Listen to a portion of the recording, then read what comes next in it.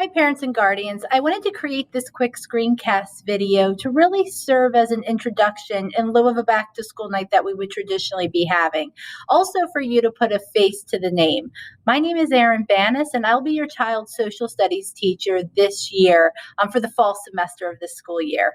So, the course in which I have your child is called US and the World 3. It's a continuation of what they had in 8th grade for US and the World 1 and in 9th grade for US and the World 3. And I have to say, US and the World 3 is my favorite class to teach within the social studies department, and probably the one I've taught the longest in my 16 years teaching here at Palisades. So the course really focuses on 20th century American history and really all of the pivotal developments politically, economically, socially, culturally we've experienced during that time period. So we start the course with a government unit, and then we really go through starting with the 1920s through American history all the way up into the 1970s. I end with the Vietnam War and really the presidency of Richard Nixon. So I want to take you through a couple important items. I'm going to take you through our Canvas course. Many parents and students are familiar with Canvas. I highly encourage you in this journey this semester with your students to create that parent observer account. I have information published on Canvas about that, so you can follow what we're doing in class and looking at due dates for assignments and things to that nature. Also, too, our Canvas course does have a grade book feature. I've disabled that to know what your students' current grade or average is in their academic progress in this class. Please refer to PowerSchool. All grades will be in PowerSchool. All right, so to take a look at our Canvas course, I do have a module here that's devoted just for information for parents. For instance, this video will be posted here. I have the Canvas Parent Observer account information, how to go about creating that for yourself. So throughout the year, I'll be populating this and emailing you when appropriate to take a look at it. Also, I would look at our course syllabus. If I pull up that document is an important document to look at. Again, the content that we'll be covering, as I already mentioned, but also too, my contact information is at the very top of this document. Email is always the best way to get a hold of me in a very timely fashion. And if you would like to set up a telephone conference to discuss any questions or concerns you have, I would suggest emailing me first, because it's the easiest way that we can come up with an agreeable time to have that telephone conference and conversation. Also, if you're technologically savvy, we can also go about creating a Google Meet where we can conference virtually like this.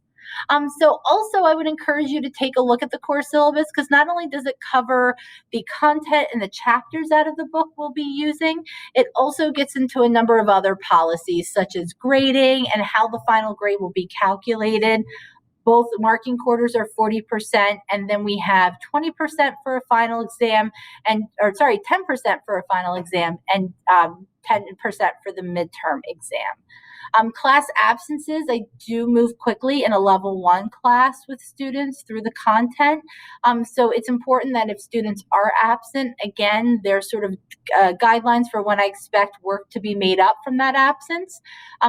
To the nature of COVID, obviously, there's a degree of flexibility that has to take place this year, and so that it will absolutely be considered with students' absence. I also have in here my policy for late work. Again, for this class, to really be successful, you need to be completing your work on time. My homework policy, as outlined, states that homework can be turned in the day it's due for full credit. It can be turned in 1 day late for half credit, but after that 1 day late, it is 0 credit. I will be happy to look at the student's homework, assess it, provide feedback on the work, but it will not be worth points.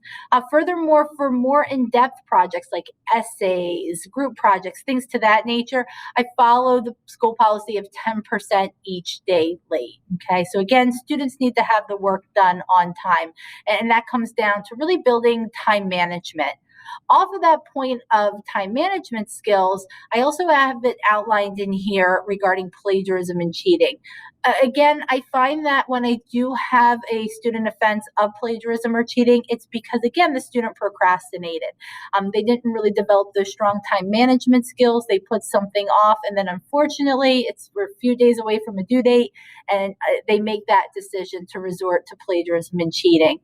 Again, these are sort of the policies outlined by our high school within the student handbook. So I had a conversation already on the first day with students, again, about time management. And then if a student does feel overwhelmed with the amount of work that they have or anything else that they're experiencing, that they need to advocate for themselves to the teacher. And if they do that, we can make the determination of what help and support they need. And if an extension on the due date is needed, that's considered as well. I also have some things in here outlining, again, neat handwriting. There are some assessments that I will be giving students in person, and I need to be able to read their handwriting. Also materials. We use the American Pathway to Present book by Pearson. It's a wonderful book. I think it does a great job, but I also will incorporate a number of supplementals, such as primary and secondary sources, as well as covering current events with the Scholastic Upfront magazine that we use as a department. I also have guidelines for success as we're transitioning from virtual learning into the classroom in the near future. Again, these will be more applicable to the in-class environment. It covers my policy of being late to class, acceptable use of cell phones. So please read this over and review it with your child. So that is our course. Again, if you have any questions, please reach out to me at any point. Email is always the best. And I look forward to meeting you in person, hopefully in the couple months with our virtual parent-teacher conferences. So everybody take care. And again, if you have any questions, please reach out.